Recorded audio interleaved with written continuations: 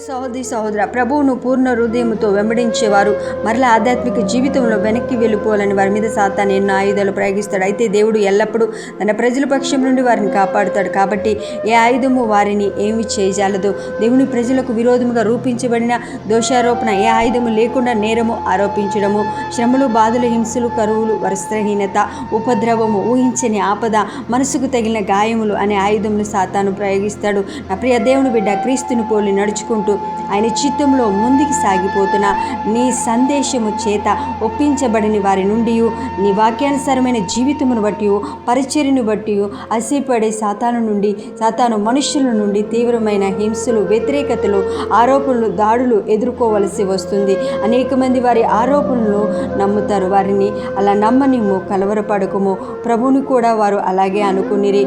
నీవు మౌనంగా ఉండుము. ఒక దినాన వారి నోరులను మూసివేసి నీ పక్షమున తీర్పు తీర్చి నీకు విరోధముగా రూపించబడిన ఏ ఆయుధమును నేమి చేయకుండా దేవుడు నిన్ను కాపాడుతాడు. అట్టి కృపా ధన్యత దేవుడు దయచేయునుగాక. ఆమేన్.